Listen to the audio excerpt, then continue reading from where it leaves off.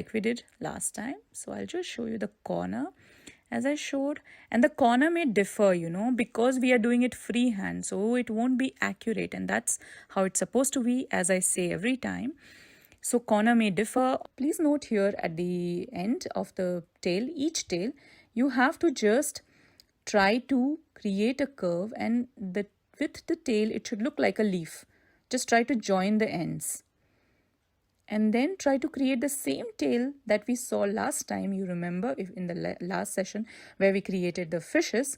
So we created such kind of petal-like looking like tail.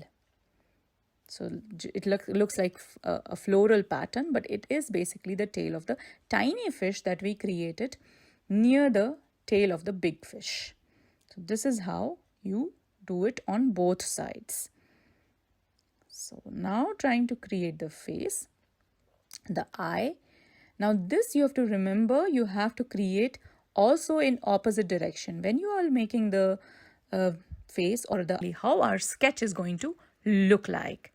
Now is the time to fill in bright and beautiful colors. So I start with pink. As always, I say colors can be your own choice. You can choose your own colors. In the body of the fish and just try to fill it with red. Also red I'm using for the border. So all the triangles that you saw that we drew for the border is going to also be filled with the red. So this is how we do it. Now comes the turn for the orange and the red fish that I made with the V pattern. I just filled the body with red. So now for the tail and the face, I'm using the bright, anything that you make. We already covered off the big fishes, but the tiny fishes, the tails are still remaining. So we are going to fill this same green color for all of them. Now the background to be completely covered with a nice shade of blue. So this is blue that I'm going to completely cover the background with. So this is basically the water in which all the fishes are swimming.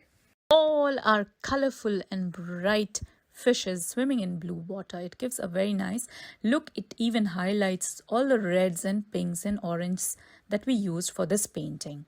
So after completing the background with blue, just leave it to dry completely. The complete painting should be dry before we start with the next process. So I have some white paint diluted again with a little water, and I'm